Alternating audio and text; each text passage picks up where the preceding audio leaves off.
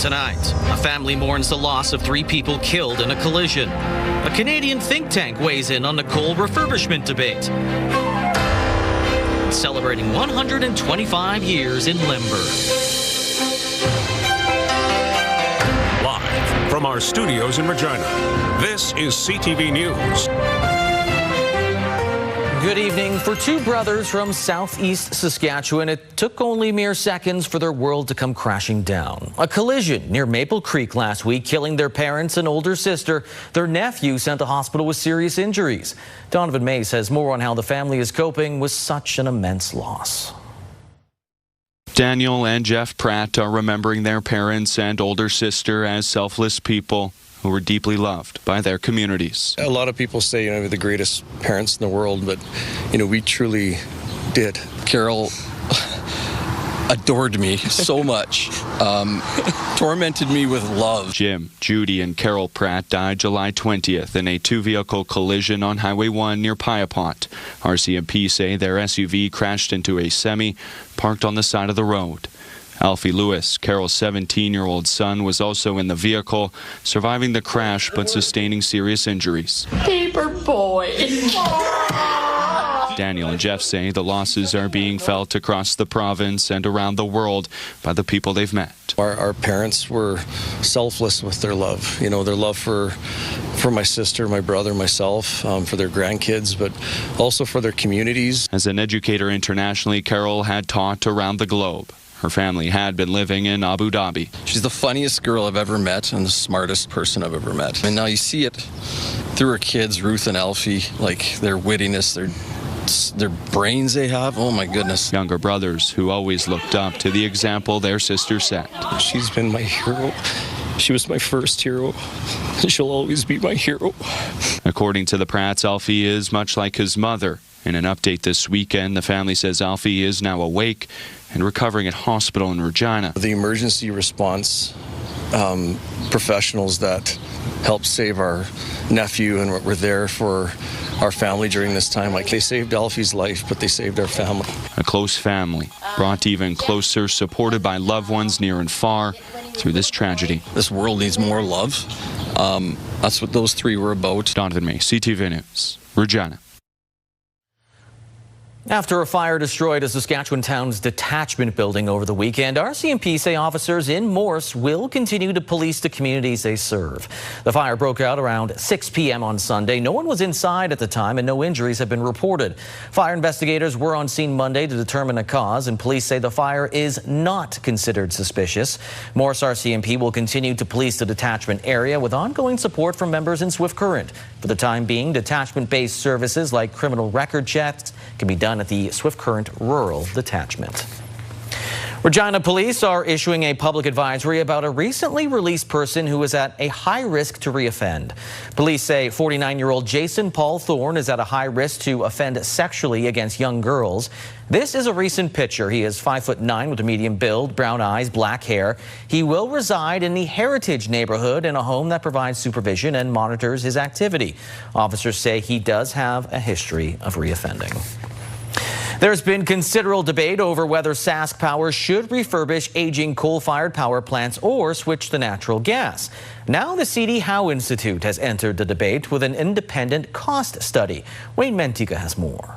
The cost comparison between coal and natural gas as a fuel source for electrical generation was conducted by Brett Dalter, a professor at the University of Regina. It provides an independent opinion. Well, right now, Saskatchewan has to make some decisions about the future of our electricity system. We had a plan to phase out coal-fired power plants, replace them with a mix of gas and renewables. The province instructed Sask Power not to do that. Sask Power plans to refurbish its 3 coal-fired power plants as a bridge to future nuclear power. The cost analysis conducted through the C.D. Howe Institute concluded that refurbishing and operating coal plants for the next 20 years will cost $30.2 billion, or $46.4 billion with carbon pricing factored in. 4 new combined cycle gas plants of equivalent output, backed by wind and solar, would cost $17 billion to build and operate until 2050, or $21.6 billion with carbon pricing factored in.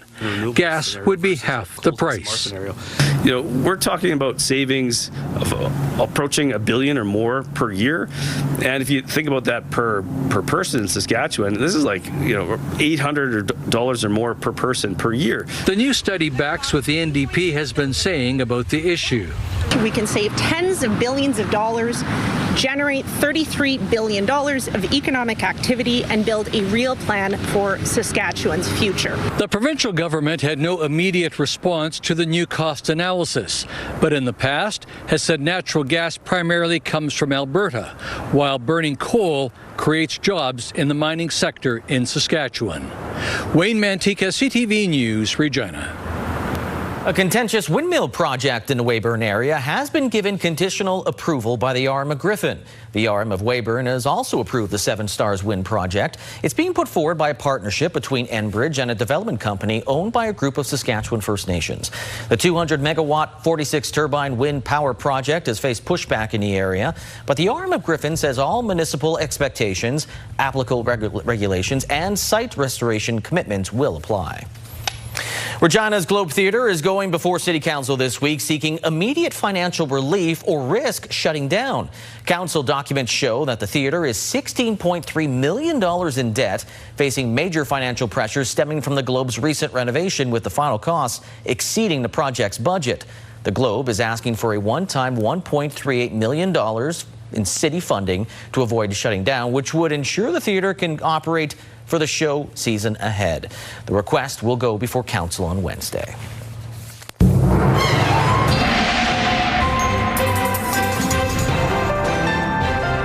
All right, Sabine joins us now for our first look at weather, and we can see the colors behind you, which means the heat is on in southern Saskatchewan. That's right. Heat warnings for all of southern Saskatchewan, especially close to the southern border, but areas including Regina, not so much into the parkland, but some areas of the parkland. Yorkton not under that warning just yet. However, that could change as we continue into this week. We do have some other watches and warnings just further into the west there. The pink shaded area is a tornado watch, and then the yellow shaded area is the severe thunderstorm watches. But for most of southern Saskatchewan, it is all heat warnings, with the daytime highs expected to be sitting in the 30s. Today we warmed up to 30 degrees. For reference, the average is about 26 for this time of year. That 30 felt closer to about 35, 36 this afternoon, and it's only going to get warmer as we continue into this week, especially by Wednesday. There is a little bit of relief in the form of rain overnight for parts of the province, but I'll talk more about that coming up in your full forecast.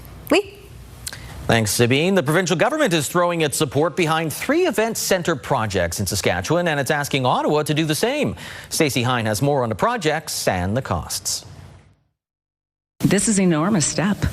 This is a critical step. Saskatoon Mayor Cynthia Block says the city is one step closer to making its downtown events and entertainment district a reality after receiving the provincial government's endorsement. To have a commitment like this from the provincial government is huge, and I am very grateful for their support. The $1.2 billion project is one of 3 event centres Premier Scott Moe has asked the federal government to help fund through Ottawa's Build Communities Strong Fund. The province says it's prepared to match any federal contribution through the fund up to 1/3 of eligible project costs. It's a large amount, and that's what we're saying. We're there for the full amount. The province is also backing the $94 million Battlefords Arena and Event Centre, along with Prince Albert's Convention and Cultural Event Centre. The Prince Albert project has already secured $15 million in federal funding towards its estimated $135 million costs. Prince Albert's mayor says it will help position the city for the future. It's the evolution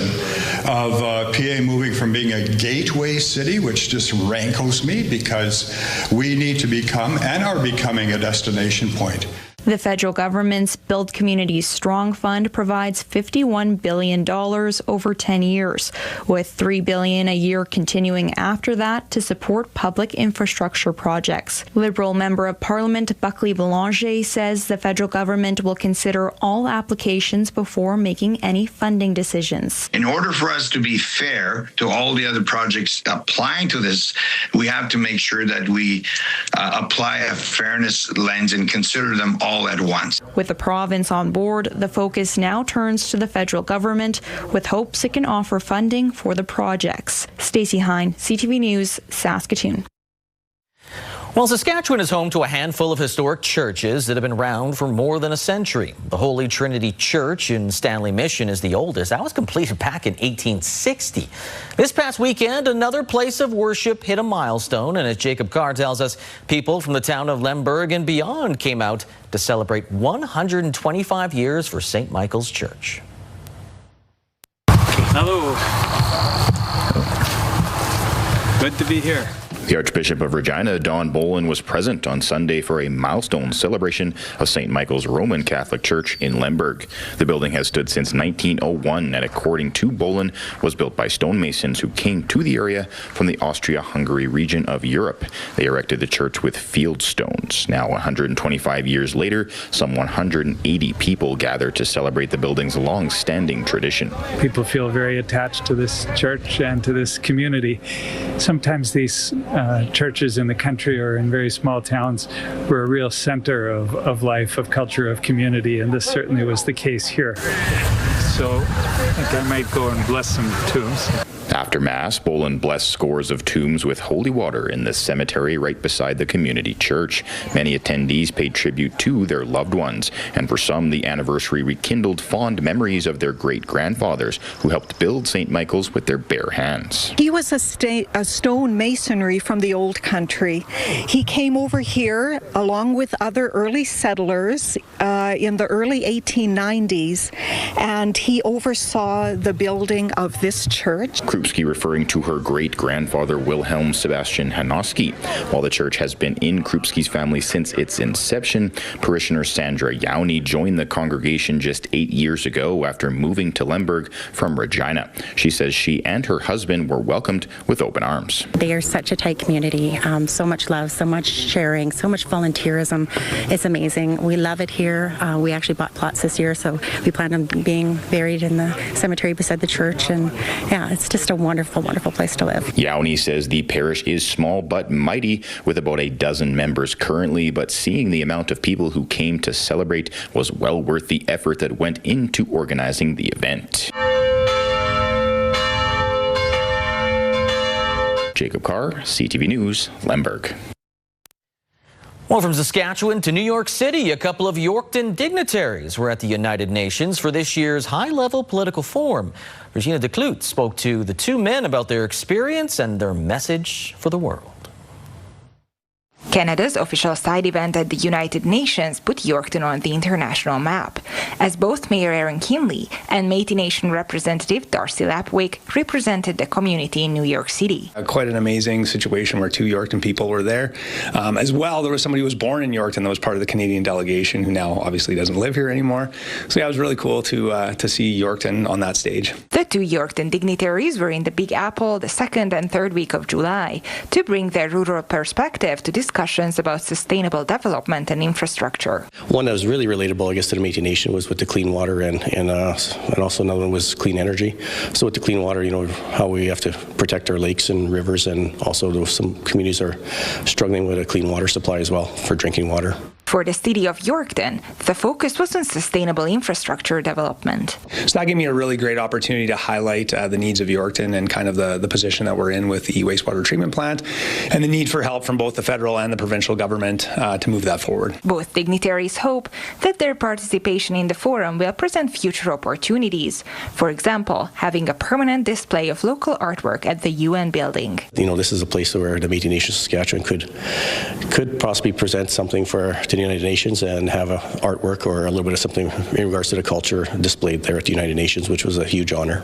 Now that both are back in Saskatchewan, the real work begins. Next, we'll have a provincial meeting council meeting, and I will do a little report on what we did there and what I learned and how it's maybe applicable here in Saskatchewan and to the Métis Nation of Saskatchewan. The two representatives hope they'll be given an opportunity to return to the United Nations in the future. Regina, CTV News, Yorkton. Well, you kind of have to have a sense of humor to be from Saskatchewan. In fact, some make a living out of it. From stand-up comedian turned TV star Brent Butt to the king of slapstick movies, Leslie Nielsen. Now, as Hallie Mandrick tells us, another comic is earning a reputation for being a barrel full of laughs. I've been putting my vet down as my family doctor in every form I fill out because I honestly think she'll do more for me. At the very least, she'll come to my bedside when I'm dying and be like, "You've been a really good boy, Mitch." Saskatoon's Mitchell Doran just arrived home after showcasing his comedic skills at Just for Laughs' New Faces of Comedy showcase in Montreal. I was happy to go out there and represent Saskatchewan and step out on that stage and really show people we have a strong scene here, we have strong comedic voices, and that I belonged there. And I think I did that. After a self-tape audition, followed by a showcase at Art Bar, Just for Laughs invited Doran to its Montreal Comedy Festival alongside a number of up-and-coming comics. At the end of June, I got a phone call from Just for Laughs while I was at work in the Children's Hospital. So I had to sneak away to a supply closet and take the phone call, and I wrote everything down on the side of a cardboard box, and then I ripped the cardboard box in half and shoved it in my scrubs. The most recent Saskatchewan talent to participate in the festival, Dakota Ray Hebert, shared that it's promising to see more local comics recognized on a larger stage. I was so excited for it. I've got goosebumps right now. But yeah, just yes, thrilled, amazing, because that's what New Faces is for. It's exciting to have.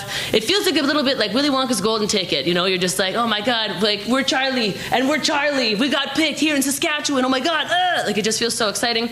Hebert says the Saskatchewan comedy scene is full of talent, and there's a need for more spaces like Art Bar dedicated to showcasing that talent. Because it gives a chance for the community to grow, to become established, and to take chances, learn, just try stuff, and then also be an affordable venue for comics to rent when they're ready to just give it a try and headline if they want to be doing the independent route. As for what's next for Doran, he's looking forward to doing more stand-up shows in the coming months. Be able to bring some fun and joy to the stage and remind myself not to take myself too seriously or any of it too seriously, but now I have to because I have a manager. The New Faces of Comedy special was filmed and is expected to air in the fall with no exact date announced yet. Hallie Mandrick, CTV News, Saskatoon. Still ahead, burnout is causing some Canadian doctors to consider leaving the field. And police in Calgary end their ground search for a missing autistic boy.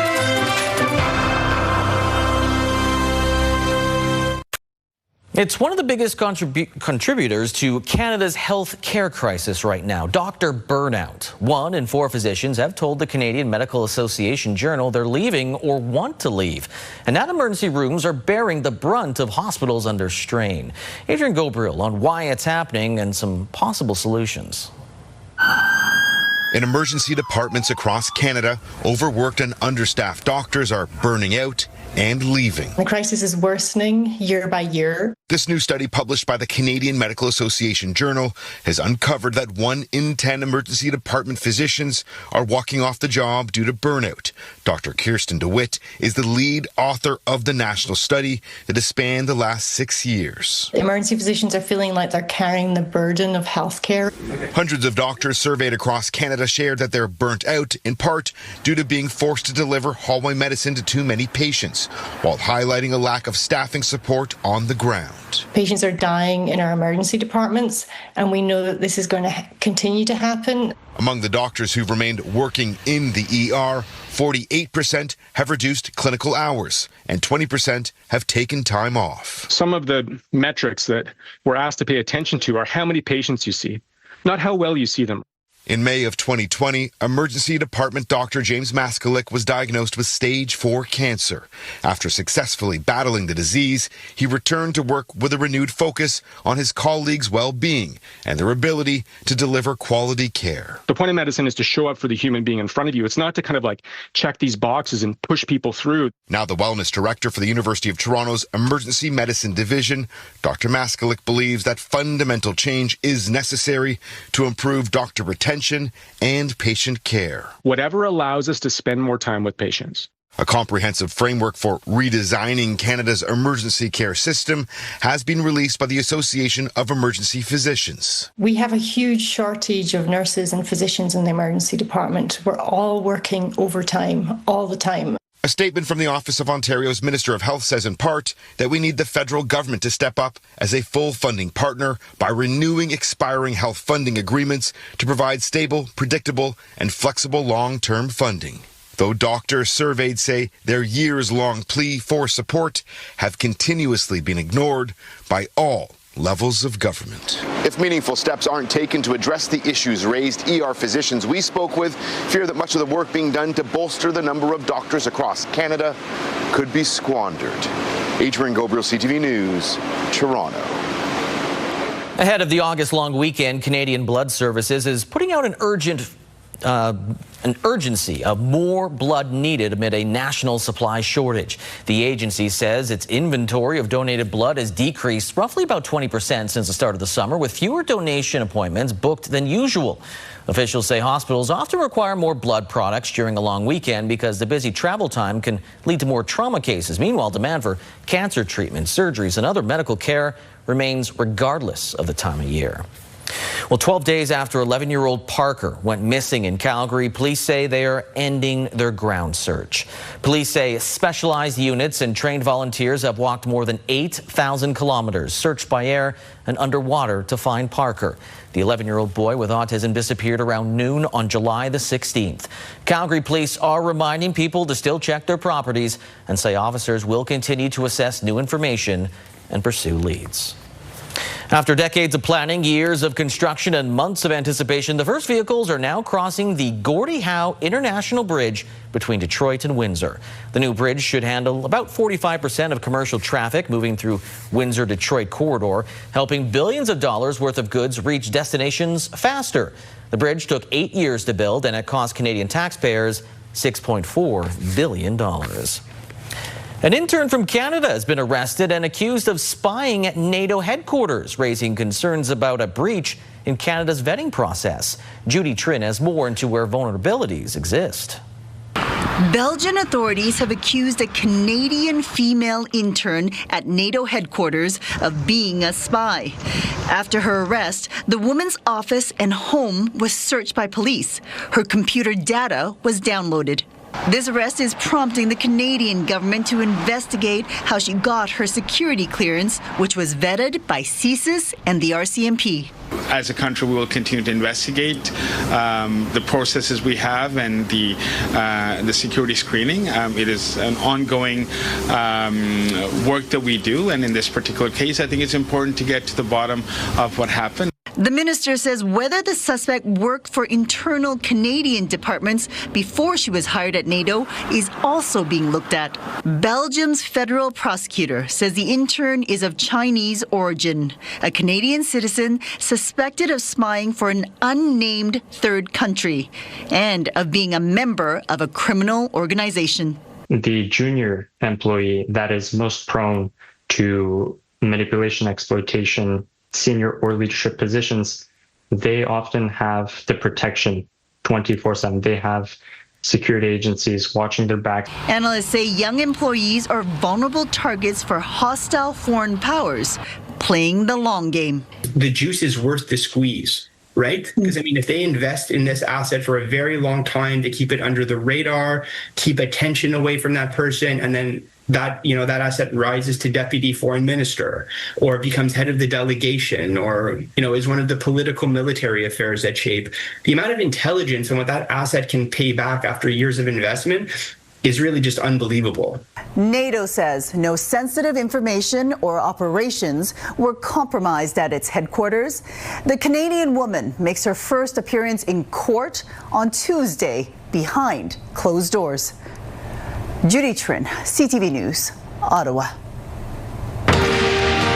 Still ahead, looking back at when Uranium City was a booming mining town in northern Saskatchewan.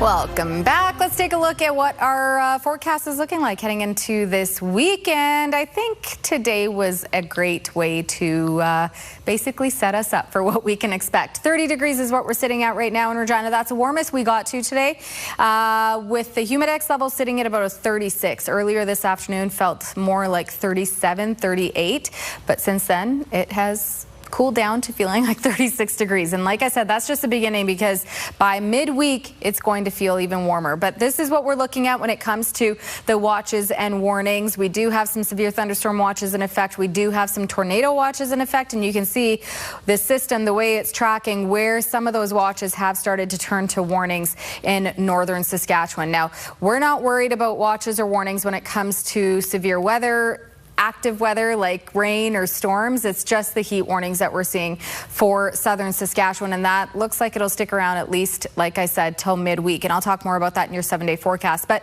there is some relief when I say that. For most of it, it's the north that's going to see some rain overnight over the next couple of days. During the daytime, clear conditions right across the province, but we will start to see some scattered precipitation later on this week in parts of southern Saskatchewan. I'll show you that in a second, but this is basically what we'll be waking up to tomorrow. Mostly clear conditions, especially for southern Saskatchewan. Some cloudier conditions in northern Saskatchewan or just central northern areas. But continuing into Tuesday evening, we'll see clear conditions once again.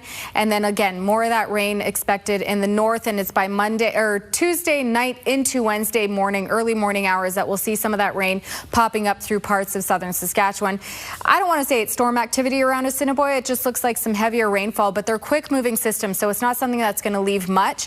I do just want to point out the Wednesday late afternoon, we have this system. It's a larger storm system that's tracking just to the south of the border here. Most of it looks like it's tracking right into Manitoba, but we do have a little part of it that's clipping into the southeast there. So some of that could shift. We could see a little bit more of that activity coming into the southwest by the time we get into Wednesday. So something to be mindful of. But other than that, we're going to continue to see clear conditions right until we get into Thursday. Now, Thursday, we do have some rain expected in parts of southern Saskatchewan, including Regina.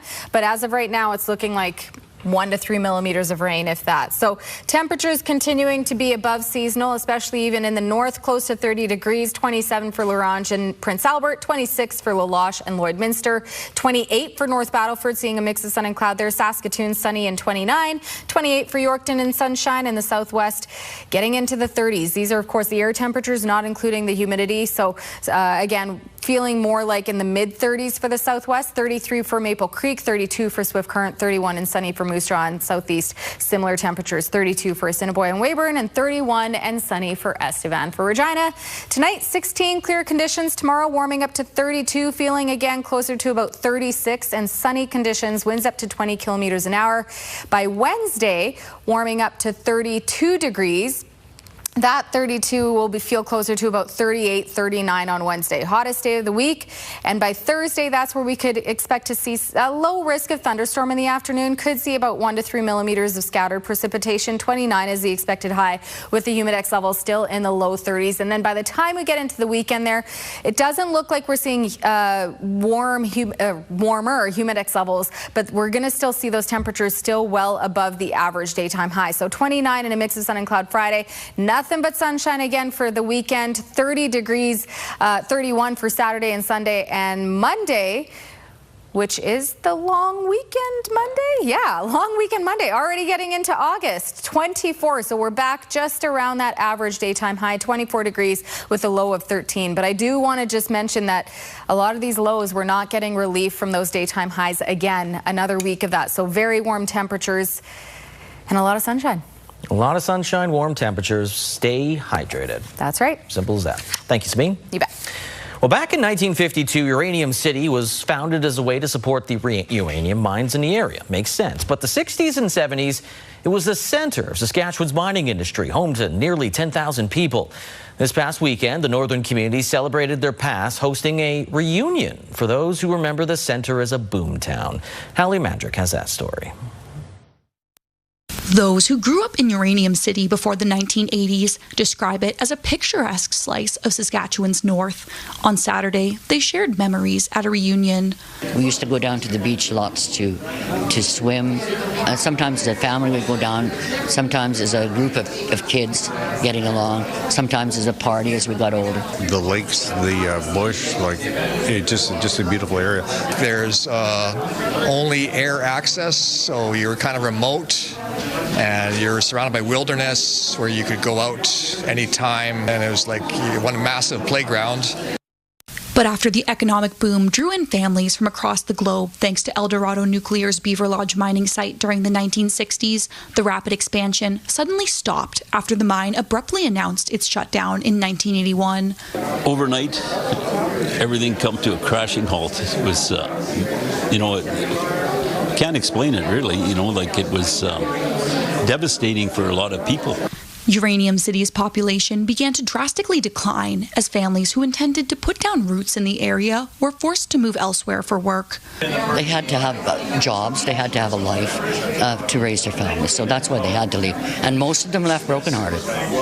Many former residents still gather for a reunion every few years, and the story of Uranium City has become an important part of Saskatchewan's history and family history for some. There's other photos from different areas of Canada too, but Uranium City has really stood out to me and almost wanted me to dig deeper into the history of it. While digging into his family history, Cole Warren came across a box of slides that belonged to his grandparents who lived in Uranium City during its busiest time. Being one of their grandsons, I only got to see them in an elderly age, so it's nice to see that. It's really cool to see how people lived in Uranium City back in the 1950s. Warren says he's now in the process of digitizing the images in the hopes of preserving the history, something those who attend the reunions are also hoping for.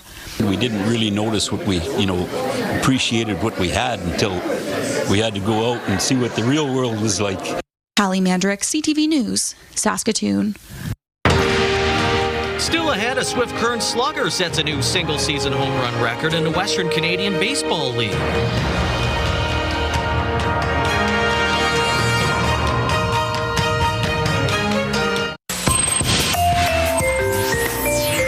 What's happening in our community. The Esterhazy Community Market will be happening on July 31st at 8:45 a.m. at 701 Park Avenue in Esterhazy. For all the details, you can email reneeanderson76@gmail.com. The Classic Car Shows will be happening July 31st at 5 p.m. at the Southland Mall in Regina. For all the details, email FridayNightsClassic@hotmail.com. Submit your event to our community by visiting our website, ctvregina.ca, and click Community Calendar or scan the QR code on your screen.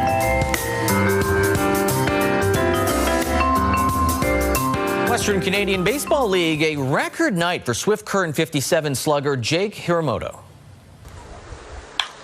This one tattooed, high and deep and gone.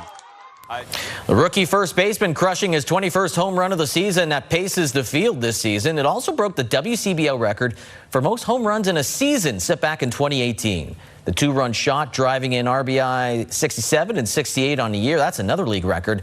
57's going on to win 20-13 at Rosswells Park. Elsewhere, every other Saskatchewan team lost. Regina falling 10-2 to Fort McMurray.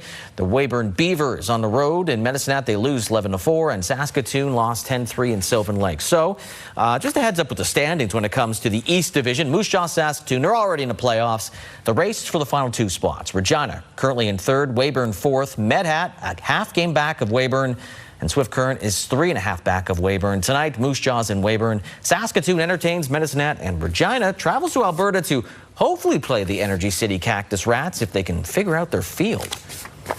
Well, some of the top young volleyball players in the country were in the Queen City this weekend for the 2026 Canada Cup. 14 under to 18 under players were competing at the Bungie International Trade Centre. The event featured 49 teams representing 9 provinces and 1 territory. They've competed before, but Prince Edward Island, Northwest Territories and Nunavut were not able to send teams this time around. This is the first time that the Canada Cup has been hosted in Regina, and it's been a sport that's been flourishing across the province. I think what we've seen Saskatchewan volleyball really embrace every community. So we have a number of small communities in the province who have club programs going. Certainly our university programs, the university programs here have seen some success. So we see athletes coming through that, through those programs and the club system here. But really it's about consistency, running programs consistently year after year. A pretty good event for the economy, too. That's why Regina Hotels Association and Sask Volleyball submitted a successful bid, which was able to host a large tournament, which is why it was sent at the Bungie International Trade Centre. Still ahead, selling jam for a good cause.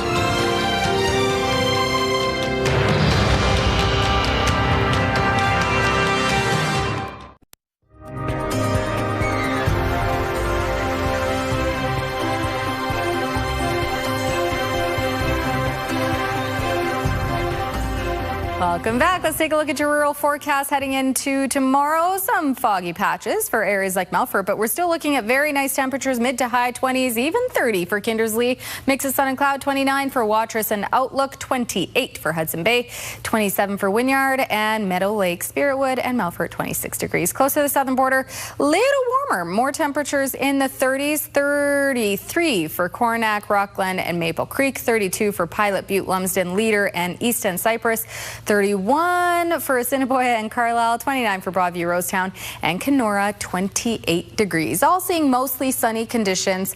And if we take a closer look at Purdue, where internet speeds up to 1 gig are available through SaskTel, located about 60 kilometers west of Saskatoon.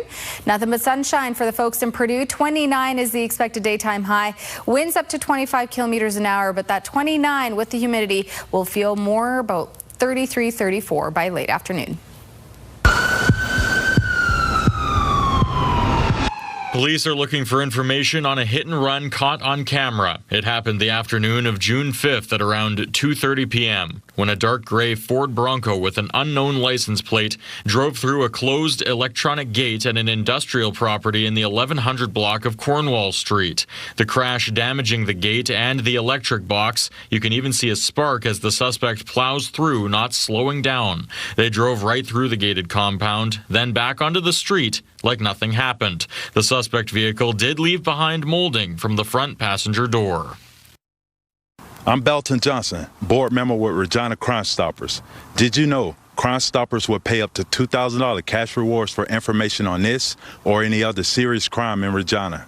Callers do not have to identify themselves. Calls are not traced or recorded. In Regina, Saskatchewan, and Canada, call Crime Stoppers at 1-800-222-TIPS. That's 1-800-222-8477. You can also access our website at www.reginacrimestoppers.ca.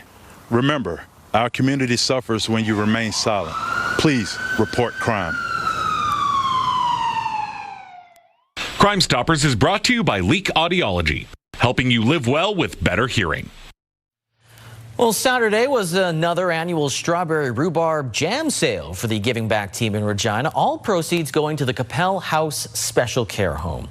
Since 2012, the Giving Back team has raised more than $46,000, donating their funds to various organizations.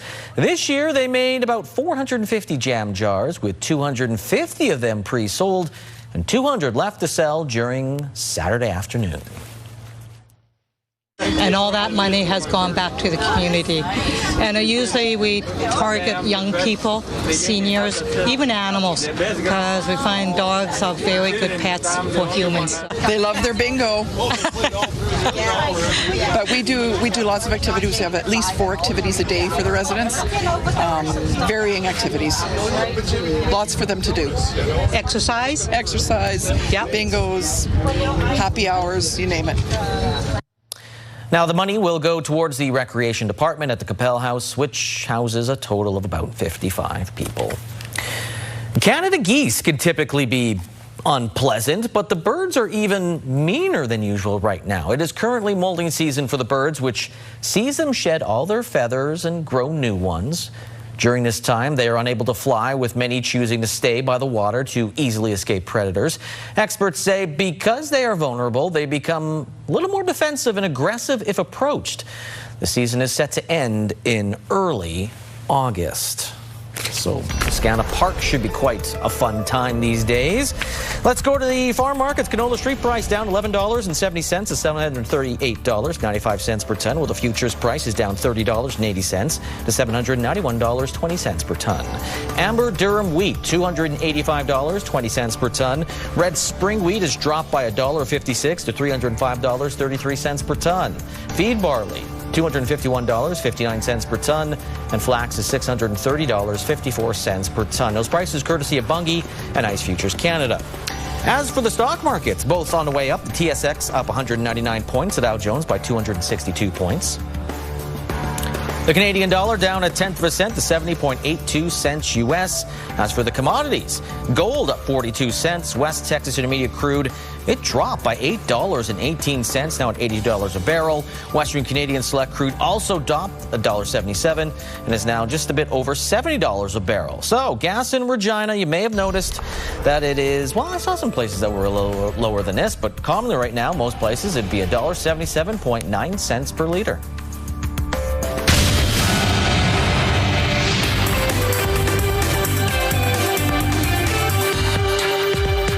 It's another example of what's called circular financing, when suppliers take stakes or finance companies that use its products. One partnership is with SK Hynix out of South Korea. It's worth $500 billion U.S. SK Hynix makes memory chips. NVIDIA is also reported to be providing $250 billion U.S. in funding for OpenAI to lease computing power. The concerns about one tech company financially backing another sent NVIDIA shares down today. A TD Economics report confirms a new oil pipeline out of Alberta would lift gross domestic product, but not as much as being signaled by Ottawa and Alberta. TD estimates a 0.6% boost to the national economy more than 10 years down the road, and a 3.5% boost to Alberta's economy. Ottawa is lending $100 million to Miller Western Lumber Products, a Canadian company that has been hit hard by American tariffs and all the uncertainty around trade. Miller Western runs 3 lumber mills across Alberta and BC and primarily exports their products. Those are your business headlines. I'm Marilla Fernandez.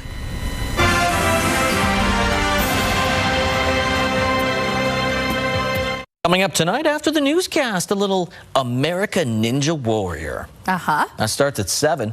Then, if that didn't entertain you, Quiz with Balls. That's on at 9. Then The Big Bang Theory comes on at 10 and E-Talk at 10:30. What's your favorite show out of those 4? I'm usually asleep before most of them were on air.